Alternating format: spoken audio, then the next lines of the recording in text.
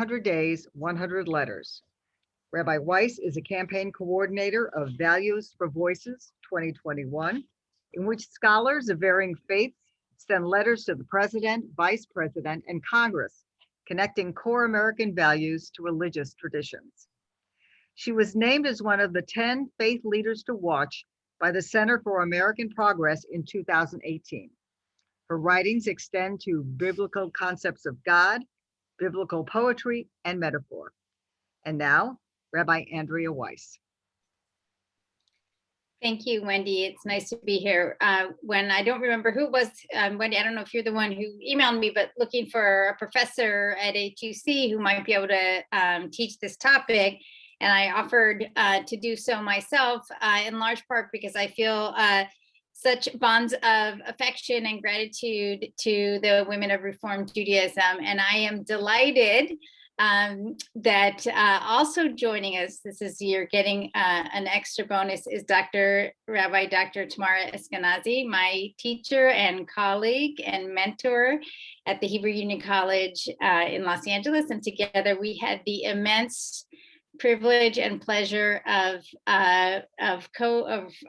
editing a volume that I trust everyone on this call is familiar with, the Torah Women's Commentary. So when I basically anything that WRJ asks, I will happily say yes, including being with you to teach tonight. And I'm zooming in here from Cincinnati, where will be ordaining our next crop of rabbis on Shabbat afternoon in Cincinnati. And I also want to thank WRJ for your support of the Hebrew Union College for all of our campuses. And WRJ is so generous with HUC, especially in providing scholarships for our students that allow our students to go on and do great things in the world. And I'm happy to report we'll have 12 more rabbis as of Saturday afternoon. So as Wendy mentioned, we're going to, with Shavuot around the corner, a week from Sunday, is a good time to look at the composition of the Bible, and that's what we'll do together. So you have the handout. Feel free to ask questions in the chat along the way. Wendy's going to monitor that, and we'll kind of flag if you have questions. And Tamara, please don't be shy about adding your own brilliance and insights. So let's just talk about Shavuot. So on Erev Shavuot, the evening of Shavuot, and throughout the holiday, we celebrate the dramatic moment when, as the Torah describes it, Mount Sinai, ablaze with fire, a heavy cloud of smoke, thunder and lightning, loud blasts of the shofar. And there, trembling, the people experienced God's word, and in one voice they declared, Kol asher diber Adonai na'aseh v'nishma. All that God has spoken, we will listen and we will do. And these words and more eventually were written down, ink on parchment, and copied again and again and again. That's the words that we read, that we study week in and week out, year after year. And when in the olden days, when we used to be in person on synagogues and actually sitting together and with all of the physical objects that make up Jewish life, if you can recall seeing there, even maybe you've done this yourself, but lift up the Torah, we raise the Torah scroll and declare V'zot HaTorah asher sam Moshe lifnei b'nei Israel. This is the Torah, the teaching that Moses placed before the children of Israel. And then so we read these words, and we then lovingly recite or replace the Torah scrolls into the ark, and we recite a verse from Proverbs, Eitz chaim hi lemachazikim ba v'tomchecha meushar. She is a tree of life to those who grasp her, and all who hold on to her are happy. So this is probably the most familiar metaphor that we have of the Torah as a tree of life. And as in the original biblical concept, wisdom, chokhmah, is compared to a tree, something verdant and fruitful, the source of food and shade and beauty. And here in the liturgical context, as we read from the Torah, the Eitz Chaim symbolizes Torah, reminding us how vital, sustaining, nourishing is this ancient scroll, these words of Torah. But perhaps another metaphor that we might use to think about the Torah is a quilt, or maybe a tapestry, or even a cubist painting. And as we'll see today, that those images perhaps better capture the complexity and the artistry of our most sacred book. And that's what we'll have a chance to look at this morning. So we're going to turn to the handout. I'll share my screen, and I think most of you have it also, but we'll go along. So we're going to start by looking at two passages, the 10 Commandments. So this text should be familiar to you, and this is really the centerpiece of the Shavuot celebration. And here we have two versions of the 10 Commandments, or as we refer to it in the Torah Women's Commentary, the Decalogue, and you'll have to read the commentary to see why that's in some sense a better name for it. But the first one is from Exodus 20. And this is part of the narrative of the revelation at Sinai, which occurs shortly after the Israelites flee from Egypt. And the other, Deuteronomy 5, appears at the end of the Torah as Moses retells the people's history and they prepare to enter the promised land. So, and for the most part, the two versions of the Decalogue are fairly similar. They should be familiar. You shall not murder, you shall not commit adultery, steal, and so on. But we find where we find this most significant difference is in the fourth commandment, the commandment about Shabbat. So if we look at it here, you can see most clearly. Well, let's first read the Exodus version, and I'll read the English here. Remember the Sabbath day to make it holy. 6 days you shall labor and do all your work. And on the seventh day, and the seventh day is a Sabbath to Adonai your God, you shall not do any work, you and your son and your daughter, your servant and your maid and your animal and your alien who is in your gates.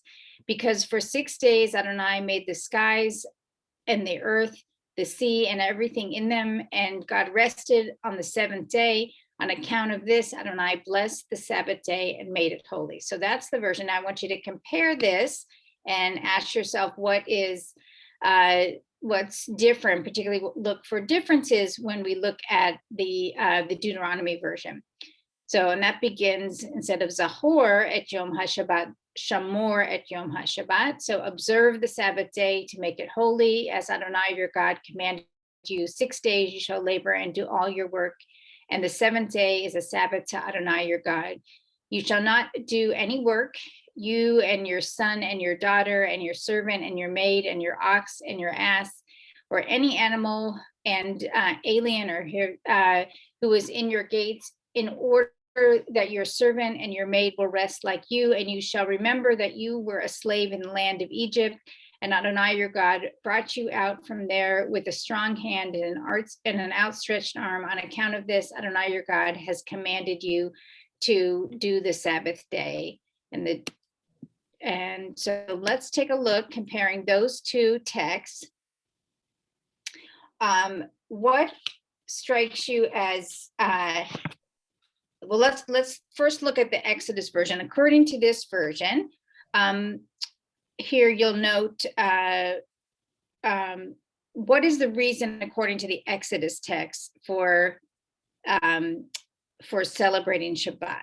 And well, we'll see if we can do this leaving the text out. But Wendy, if you could, or if people just want to unmute and kind of chime in, let's see if, I think the group is small enough that we could maybe even on Zoom do this as a discussion. The Exodus version is tied to creation, the 6 days of creation. Okay, thank you, Mary. So yes, that's exactly right. So the reason that we it's in a sense where we're imitating God, just as God rested on Shabbat, so do we. So in this sense, we are imitating God. And I don't know about you, but I have never appreciated Shabbat more than during the pandemic, especially given the way sort of the kind of the sense of time, but reading these words and each Shabbat have and sort of the sense that we need to put kind of put aside the Zoom and take a day. If it's good enough for God, good enough for us. All the emails and everything else can wait at least for a day. So that's the reason there. How does that compare to the reason that we're given in Deuteronomy as to why we celebrate Shabbat? Because God took everybody out of Egypt. Oh. Right. So you'll notice there that that we have, what we don't have in the Deuteronomy version is that we have mention here of being brought out of Egypt. And notice that we have in this case, so well, let me ask you this. So what's the connection between the Exodus and the Exodus from Egypt and the Shabbat?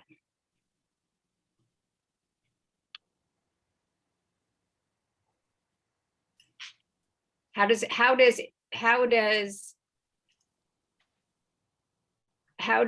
Exodus, so, and you shall remember that you were a slave in the land of Egypt, God brought you out with a strong hand and an outstretched arm. How does that connect to Shabbat? I'm sorry. I think it's telling you with the word remember that He you need, was the okay, with the word remember, it's telling you that you need to be at rest and concentrate on God and what he did for you and who we are as a people. And that requires a quietness around you, a Shabbat. Okay, so there you're focusing this Reese on the idea of remembering, that you need to take the time to think about that and sort of remember. And what would be the implications? Like, why set aside a day to remember that, to think about that? Doesn't it imply that when you were a slave, you were not able to observe the Shabbat?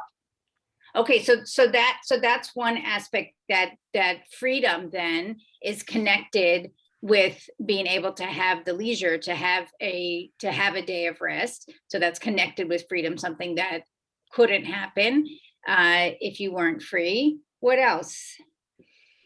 Could it also be that I did this for you, now you do this for me? Well, a little bit, but what do you think would be the benefit in that case? Well, being grateful. Okay, so you're showing you're grateful to God for doing this. Okay, so that taking that day of rest is a sign of gratitude. Right. Yeah. Other thoughts on how the Exodus connects to Shabbat?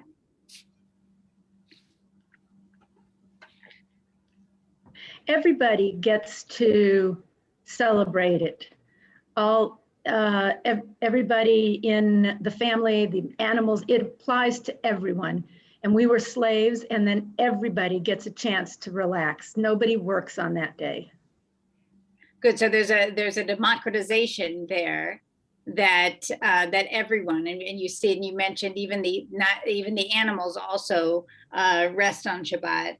So and as commentators, so the commentators are actually divided as to what the connection is with the Exodus. Some think that the memory of that the emphasis is on the memory of the servitude in order to create empathy for the servants' needs to rest. So just as you remember what it was like to be a slave in Egypt, therefore now you want to make sure that you give your animals and every person the opportunity to rest. So, and that's the core idea of the Passover story that instills empathy in us.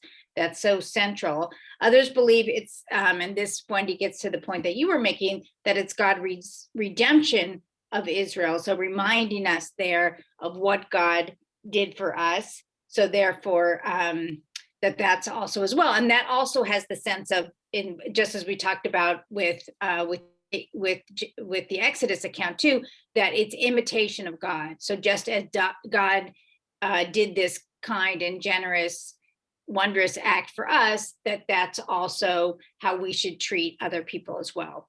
So those are some of the connections there. And notice in the Deuteronomy version that it not only talks about the Exodus, but we haven't mentioned that it also talks about creation. So the origin of Shabbat, the way that it appears in the Deuteronomy version, is that the origin of the Sabbath is creation, but the aim and the motive for setting aside a day of Shabbat is the Exodus and having been slaves in Egypt.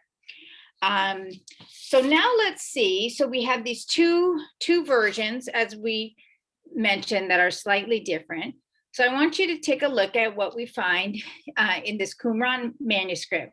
And so this is a version of Deuteronomy. So the Qumran that's what you're probably more familiar with the term Dead Sea Scrolls. These are the ancient scrolls that were discovered in the desert, the Dead Sea area.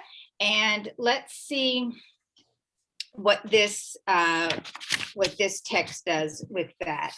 And think about how this version compares to what we just read.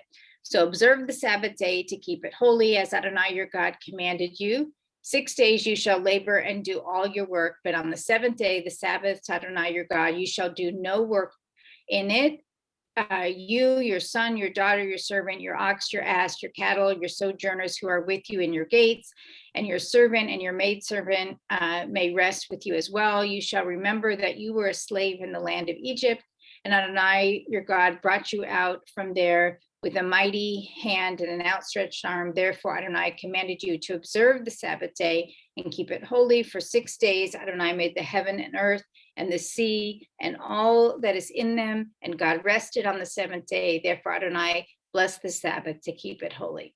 So how does this version compare to the two that we just saw? It's a combination. Yeah. Combines them. Right. Yeah. Right. Well, So- I keep seeing that word therefore. So this is the reason why is kind of what popped out to me. Yep. Right. So this is explaining. So notice that we have both. We have observed twice. So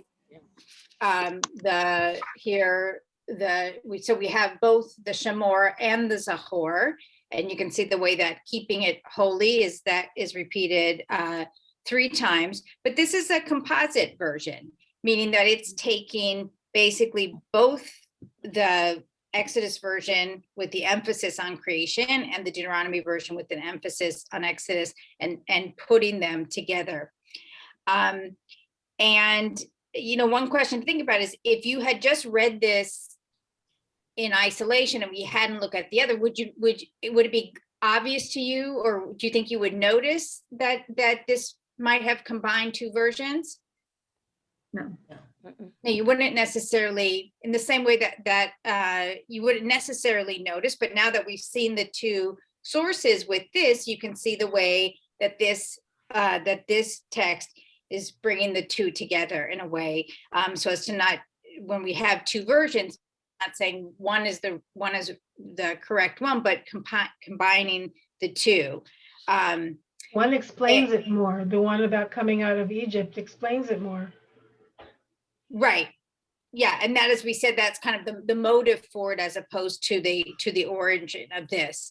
But this Qumran test gives us a bit of evidence for the editorial process that likely produced other parts of the Torah as well. So the idea where we have different versions, instead of deciding I'm going to pick version A or version 2, we're going to preserve both and find a way to weave them together. So watch for that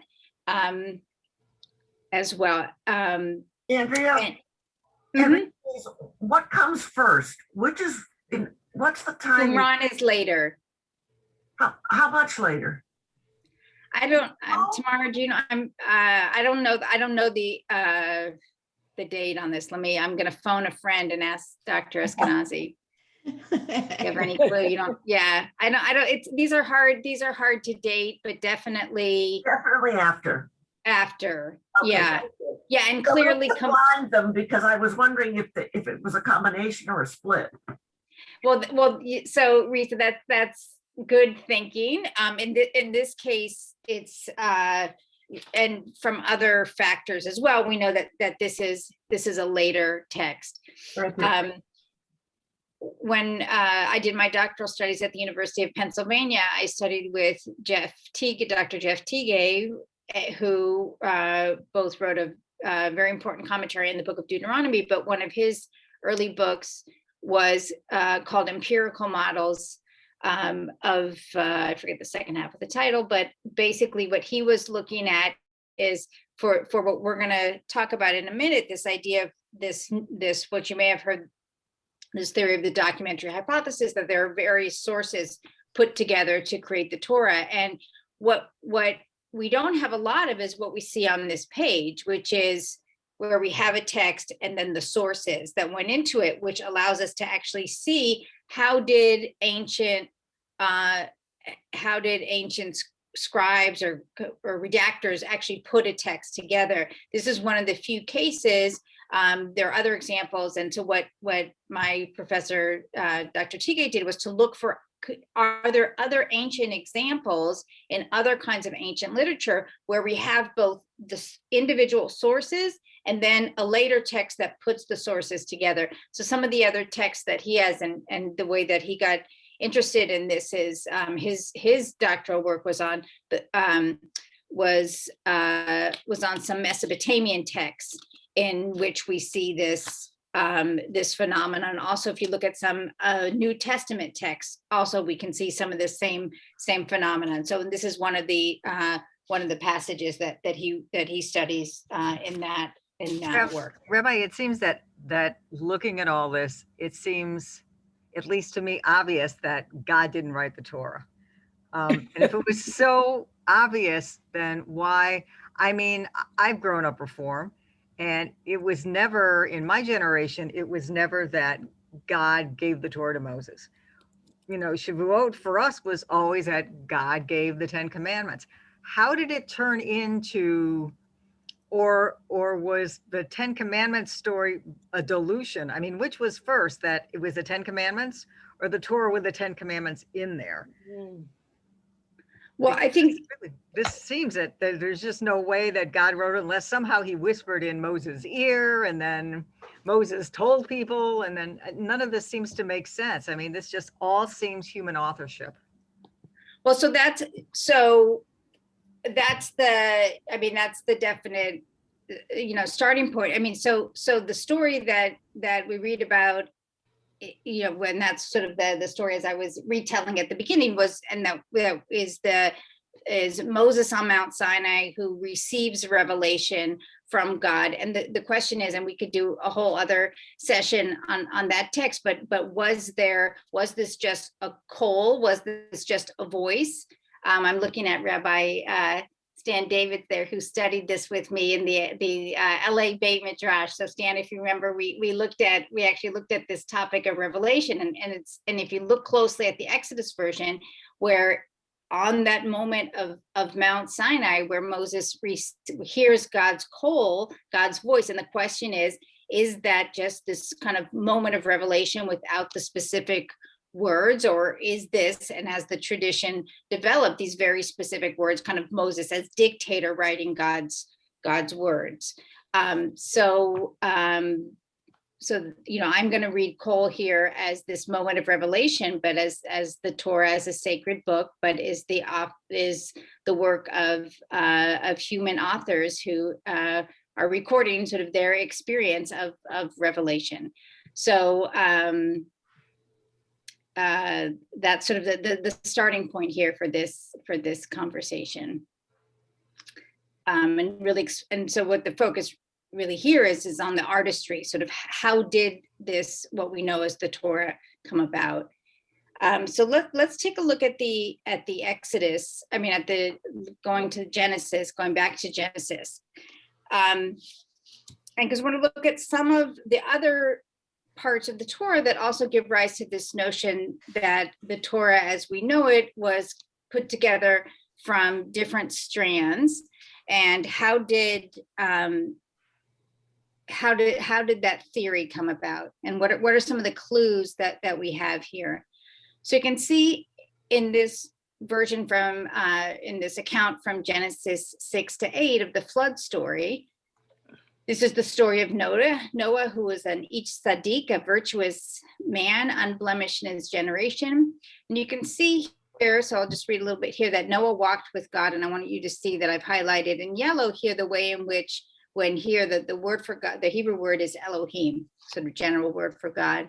And we can see here, this is where the early part of the Noah story, where God commands Noah, go and make an ark for yourself. I'll establish a covenant with you. You'll come to the ark, you and your sons and your wife and your sons' wives with you, and all the living of the flesh shall bring 2 of each, this now 2 each animals, to the ark to keep alive with you. They shall be male and female, zachar unakeva is the Hebrew here, and birds and other kinds of domestic animals, everything 2. So if this is sort of where we get the, if you kind of the 2 by 2, the classical Noah's Ark story, this should all sound familiar. And then we read that Noah did that, and according to everything that God commanded.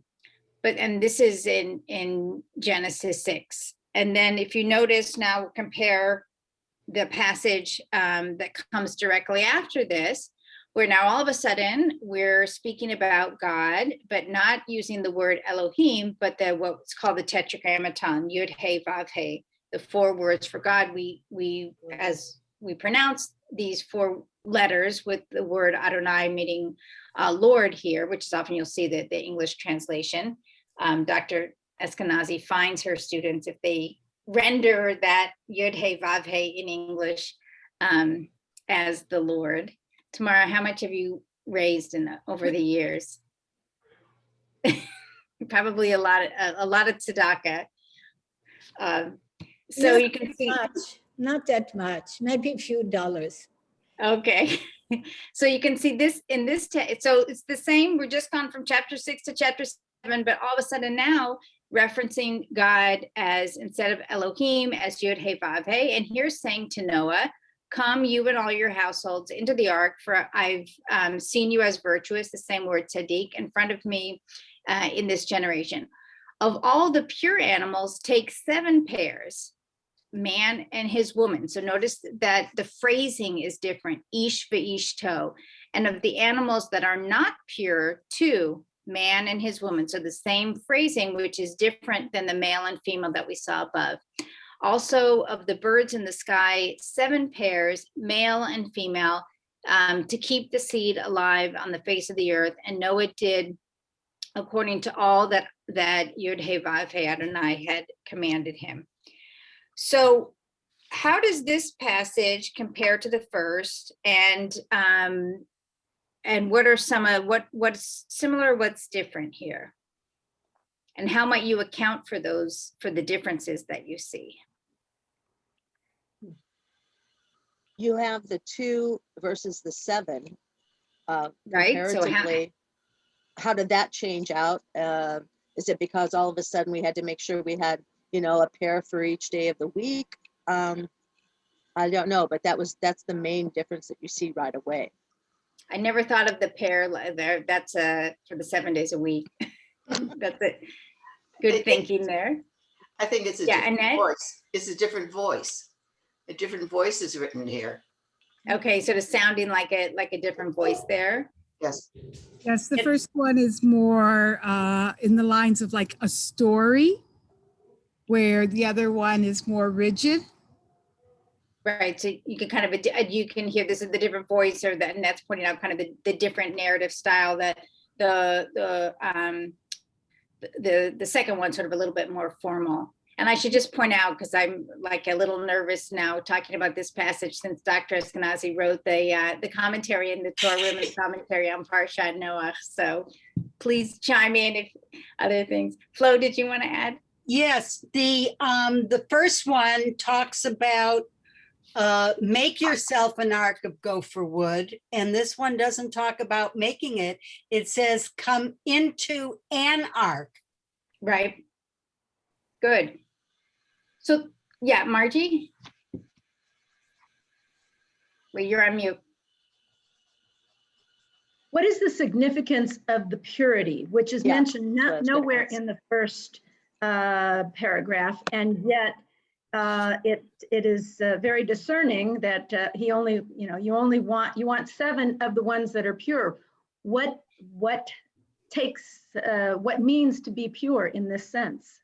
So what would be well, especially when we're talking about animals, any guesses as to why the purity of the, For sacrifice, exactly, for, so without animals. blemish, without Right, blemish. right. So you want the unblemished for sacrifice.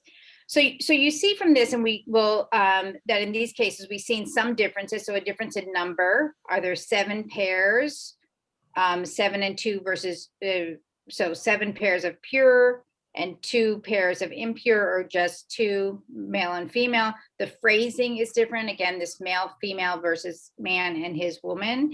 The name of God is different. And there are also some redundancies. Notice that Noah's introduced twice.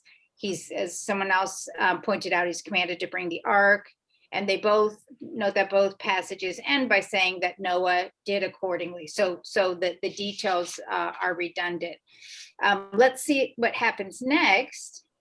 And you'll see some of the same things that we noticed. So this is, and if you kind of think about like the details of the flood that you can see which kind of version of the story is won out. If you think of either, if as kids or grandkids who have any depiction of the Noah's Ark, it's always the 2 by 2, and then the 40 days and 40 nights. But if we see, for example, that the passage here, as the story goes on, 150 tells us that there was rain on the earth 40 days and 40 nights. And then on that very day, so then all the folks that are with Noah in the ark, and this is again reference to the animals. And then we read in verse 17, the flood was on the earth for 40 days and the waters multiplied and raised the ark. But then, and the waters had grown very, very strong on earth, and they covered all the high mountains that were under the sky. But then look at what we read in verse 24, and the water grew strong on the earth 150 days. And we see the same thing further on. The waters went back and forth, going continually, and the water receded at the end of 150 days. And it was at the end of 40 days. And so, and then if you read in a few verses later, at the end of the flood, Noah opened the ark. And in verse 7, we read, he let loose a raven. And then in verse 8, he let loose a dove. So you can see that this passage raises a number of questions. How many days did the flood last? Was it 40 days? Was it 150 days? There's a pretty significant difference between the two. And what kind of animal did Noah send? Did he send a raven or did he send a dove? So these are the kinds of the differing details that gave rise to what's called the documentary hypothesis. And this is a theory that originated in the 19th century as readers of the Bible started to notice these kind of differences, both where different sources used different terminology, as we saw in earlier, where we have conflicting details, sort of where it seems as if two different stories are woven, or different details are woven together, where we have doublets, where we have different stories that are told at different times. And this is what led to the theory that the Torah as we know it was combined from various sources, or the terminology there, both some of the early sources before the division of the kingdom. So both what's called a source of J, that source that predominantly uses the name Yud He Vav He, and then an E source, which predominantly, as we saw earlier, uses the name Elohim. Those were the earlier sources, and then there was a later priestly source that's referred to as P, and then D, which is a later Deuteronomy. And eventually, those were all combined together in the Torah as we know it. So this is showing then some of the clues as to what has led to this this theory that this notion that the Torah is woven together from different sources. So, Excuse me, Rabbi. A couple of months ago, Rabbi David Wolpe was with us, and he talked about how he didn't think the Passover story happened as it was written. And I look at this and I wonder, did this really happen? And if so, was it partially true? I mean, do you feel, how much of the Torah do you feel was drawn from other faith or mystical traditions? And what percentage of Torah do you think is reality? I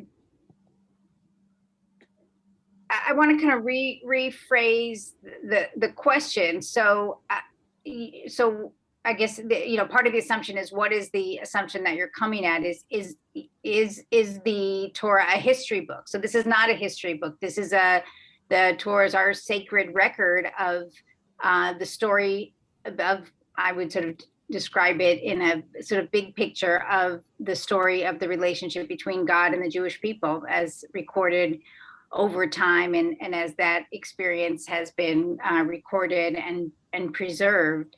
So so it's not a history book that is intended to record facts and figures, but it is a story that tells the history of the story of this relationship between God and the Jewish people, and sort of beginning with creation, and then as the Tanakh or the Torah goes through the promised land, and then beyond. So that's in part how I would answer your question. I mean, I'd also turn it over to other. We'll kind of pause there, and then we'll come back to this text. But how other people think about how do you think about what Torah means to you in terms of what this, and this kind of gets us back a little bit to thinking about tree of life or the other metaphors for God. How do you think about what the Torah is? And you come at it expecting it to be. Yeah, no, I agree with you, but I think that some things may have happened, but from natural causes, and then it was just embellished to teach us a point. It's like, did the flood really happen? Or was the idea of a flood in just woven together stories from mythology or other faith traditions, and they came up with this idea of a flood? Because in actuality, getting 2 by 2, all these animals 2 by 2, in reality, that really seems more like it really didn't happen. But there may have been a catastrophe with a flood, but also that people had they wanted to give it meaning. Well, these are certainly epic stories, and we know the Gilgamesh and other ancient traditions that had flood narratives. So there's certain creation narratives. We see many other examples in other ancient Near Eastern literatures that are in part trying to answer these same fundamental questions of, what does it mean to be a human being? How did the world come to be? What does it mean to be a human being in relationship with the deity or deities that you worship? And our sacred texts come as a way to try to provide answers to those big questions.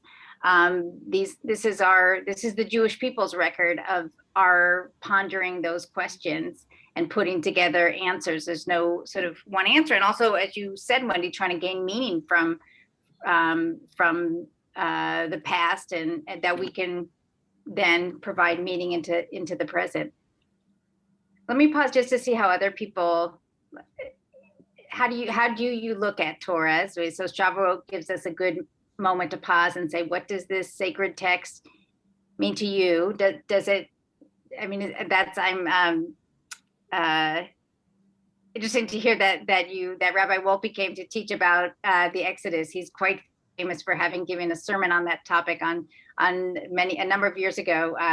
On Passover morning, where he gave a very famous sermon in which he said, the Exodus by no shred of evidence. I actually teach it, and I teach that sermon in one of my classes, but by no shred of evidence did the Exodus happen? But what he goes on to say is that but whether or not we can prove that it happened the way that it's recorded in the Torah doesn't mean that it isn't meaningful for us and that it isn't a story that's worth retelling. And this gets a little bit to memory too. So let me just pause to have other people understand, what does Torah mean to you? I'm particularly dead. So let me just see if other people want to add. Mary? Yeah. Well, they're kind of archetypal, mythological stories, if you would, but that we don't know whether they happened, but certainly if something like the flood, that many cultures around the world have a story like that. And so they're teaching us these stories about archetypal situations that humans have had to face since we evolved, basically, and how to deal with them. And for us, it teaches us about God's help for us, or our relationship to something outside ourselves that can help us deal with the very difficult life situations that we all face. Nice, thank you, Mary. Tracy wants to know. Wait, before we get to that, I see that question, but let me see. Dina, do you want to? So I learned the Tanakh. I mean, I grew up in Israel, so we learned it when we were very young, and then later on we learned it again. I think the timing of everything, my thoughts only, like if somebody was, 100 years old, obviously they didn't have watches and they didn't know how to tell time and to see how long probably a month was or whatever. So that changes a lot of stuff, that their timings were probably off. But being in Israel for so long, we've experienced going to the different places that they talk about and finding the same plants, mainly the plants. I was big on plants once. It kind of proves where would they come up with this stuff if it wasn't, I guess, because of the different places that they've talked about. And then when you go to different ruins, I got to dig when I was a teenager in Gamla. So we actually dug there and we found things that were described in the Tanakh. So it's like, wow, then, what, somebody 200, 400 years ago made this up or what? Because all the stuff is there, the physical evidence. Right, so, and that gets a little bit at the question that was asked in the chat, what evidence exists of these events? So archaeology, archaeology is one way. So what we dig up from the ground that testifies to we found weapons. We found weapons that they used, that they made. Wow. So I mean that. Right. So and archaeology both is able to confirm some of the details that we find in the Torah, and also archaeology also hints at a world that we don't necessarily read. And this is one of the contributing editors to the Torah Women's Commentary, Dr. Carol Myers, is a really important archaeologist, one of the first women archaeologists who started digging up and not just looking for monumental city gates but the evidence of the real lived existence of women and men to help us both. So archaeology lets us uncover both what we read about in the Bible, and then also what is maybe hinted at, but we don't read. So that's one source of kind of corroborating evidence. We also have ancient Near Eastern literature. So someone mentioned the chat, Gilgamesh is an example of another flood story that we have. So we see other literatures, that we see other ancient cultures asking some of these same questions. How did the world come about? When we think about natural disasters, I mean, it's hard to think now as this conversation, thinking about the pandemic, how do we, what stories will we tell about how this came about and what it meant? These are part of when we try to, and human beings, I think in general, meaning makers. So this book is our attempt to make meaning out of the world in which we find ourselves. So other ancient Near Eastern literature, we also have not a lot, but some other extra biblical inscriptions. So where we have discovered written texts from other surrounding cultures or in the land of Israel that corroborate some details. So the Exodus is an example where, we haven't found, and this was a line from Rabbi Wolpe's sermon, that there's no evidence of like Moses was here in the Sinai desert, or like, like the trash of the Israelites as they trekked through the desert for 40 years. Like we've never found that. But if you look at when I was in getting my PhD at the University of Pennsylvania, one of my classmates did a really interesting paper on corroborating evidence for the Exodus. So if we look at there's a lot of Egyptian material where you can see, for example, the Egyptians who were great bureaucrats and record keepers, and they would keep records of their workers. You can actually read like these ancient texts where you say so-and-so out sick, so-and-so brewing beer, so-and-so fixing his house, and then so-and-so went to worship his God. So the way that when Moses goes to Pharaoh in the Exodus story and says, let my people go, he's not just saying, let us go for free. He actually says, let us go worship our God in the wilderness for a few days with presumably, and then we'll come back. So that's a case where we have evidence that it was a practice that people would be let off of work to be able to go worship their God. So that's an example of kind of the corroborating evidence that says that there are kernels of truth to these stories, that these aren't, so we can find corroborating evidence for a lot of the details of things that we have in the story, even though we don't have the, Moses was here. We do have some. Knows. He didn't check in on his Facebook. Yeah. So that's an example where we have some of the corroborating evidence, even if we don't have, precise evidence. So let's go. Anyone else want to add any comments about this? Yeah, Lisa. We're talking about how we perceive the Torah. What I like is the fact that it doesn't really mince words. It doesn't make everything glossed over. It was like, oh, hunky-dory and everybody was happy. It makes it human to see all the things that interweave with one another, and the fact that it does talk about, or you see what can happen with human desires and human emotions, but also how we need to be able to relate to God because he created us. So I see it as just a very a book that you can really see what's happening when you're reading it. You can see those, you can see it all in your brain. So that's what I'm thinking. Trump of their day. Nice. Trump up there, whatever. Anyone else want to share other ways in which you? It's interesting stuff. Yeah. So I wanted to share one more thing, and I think we'll sort of skip a little bit just given the time. But so just to wrap up a little bit, what we were looking at, let me go back to the handout here.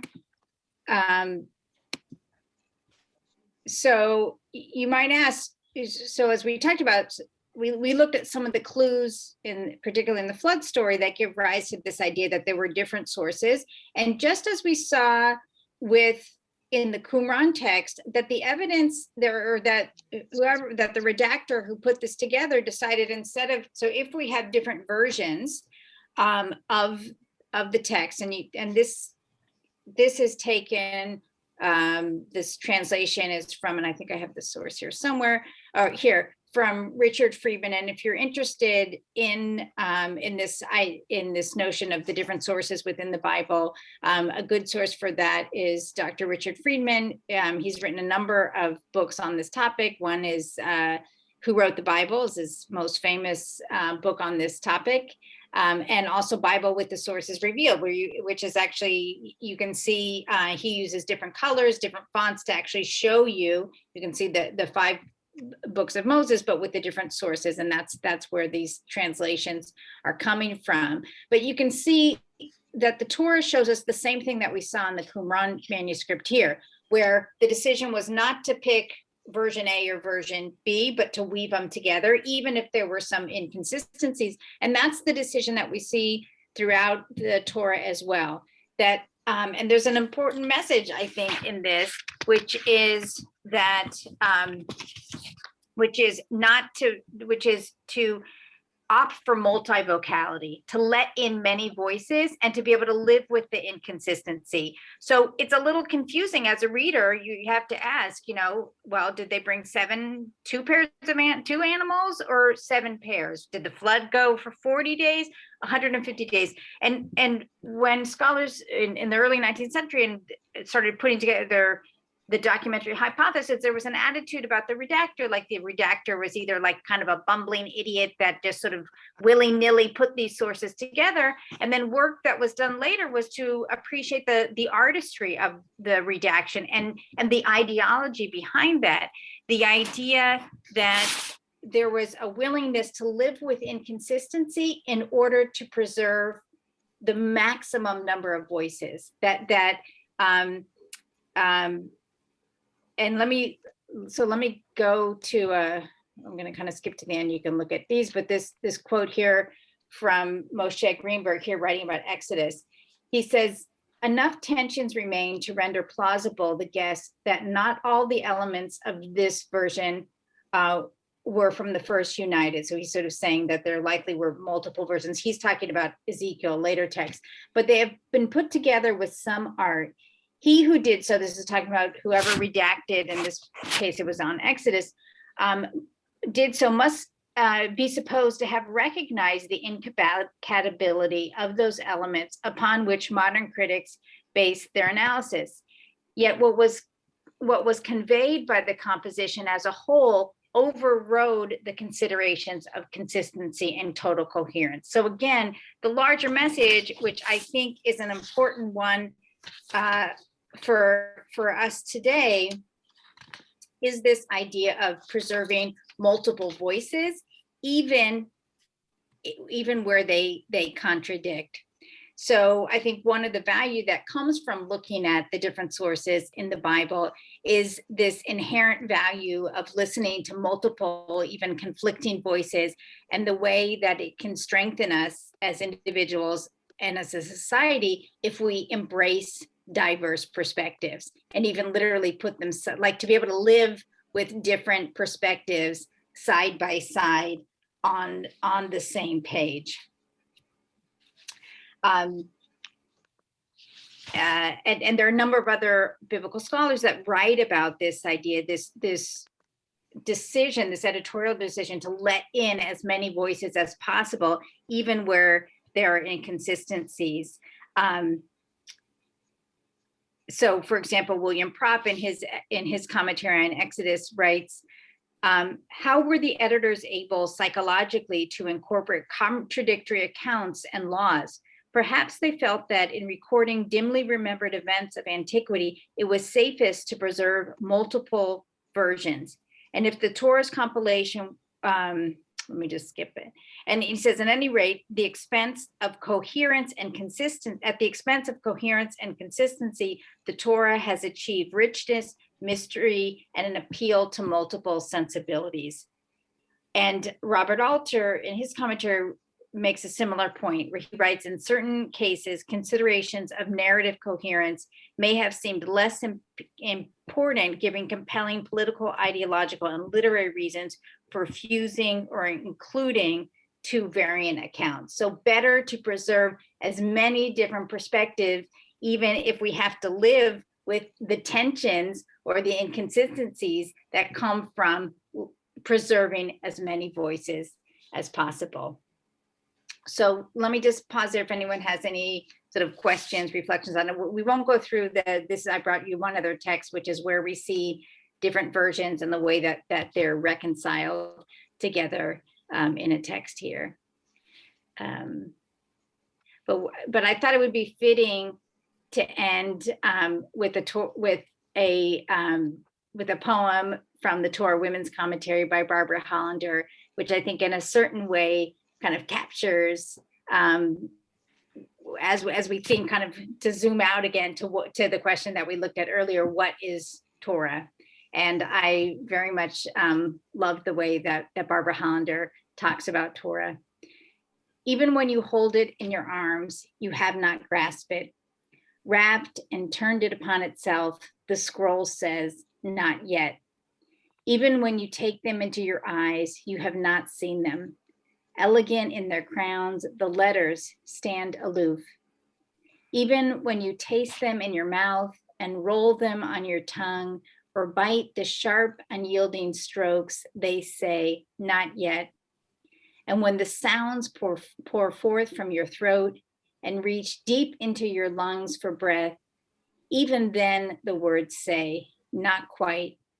But when your heart knows its own hunger and your mind is seized and shaken, and in the narrow space between the lines, your soul builds its nest.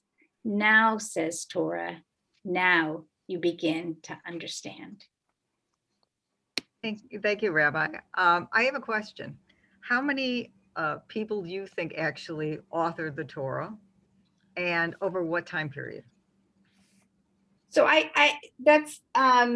don't think we can say. I think that think about a book like the Book of Psalms, for example.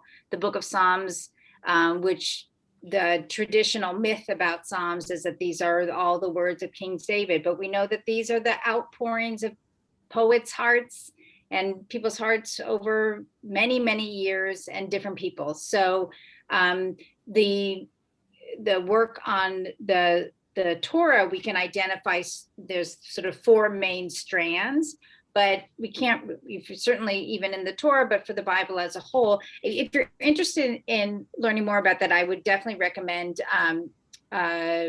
Richard Freeman's book, Who Wrote the Bible, and to get his revised, updated version. He goes into great detail about, in his work, about who he thinks might have been when the different strands.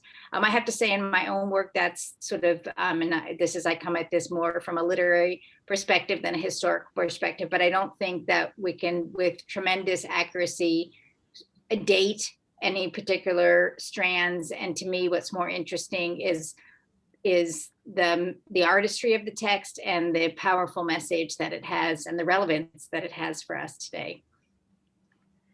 Well, thank you very much, Rabbi, for a fascinating discussion of Torah. If there are any more questions? Are we going to have more?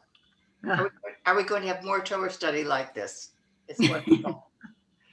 If you're interested, we can do it. Please, if you have any suggestions for programming, please contact me, wendyblack.pdprog@gmail.com. I'd like to thank Rabbi and our tech support, Lilia Birkenheim-Silver. In the meantime, I'd like to draw your attention to a special Pacific District program in 2 weeks. On Wednesday, May 19th at 7 o'clock Pacific, we will hold a panel discussion on A Place Called Home, the tragedy of senior homelessness. We sincerely pray this will mark the beginning of a new chapter of recognizing and making a difference for those in their 60s, 70s, and 80s who find themselves homeless. Even without the pandemic, it was increasingly common. What works in one area may not work in another, but the time to start the discussion is now, and we hope you can join us. Additionally, we'll be collecting recipes until June 25th for our digital and hardcover district cookbook. Please send your recipe with your WRJ position and or sisterhood to our cookbook co-editors. One is Evelyn Bell at thebells@packbell.net. On behalf of the WRJ Pacific District Programming Committee, thank you all for joining us, and good night. I feel so honored to have been able to listen to Rabbi Weiss as well as Dr. Tamara Eskenazi. Yes, thank you. I'm also collecting recipes. Yes, Dina's also collecting recipes. I didn't have your email with me, so you want to give your email as well? First and last name with 1 at the end, and then at Gmail. Okay, here. I think they were in today's Highline. Probably. It was. Nice to see everyone. Thank you very Bye-bye. much. Take care and have a happy Shavuot. Yes. Thank you for Same to you. joining us. Night, everyone.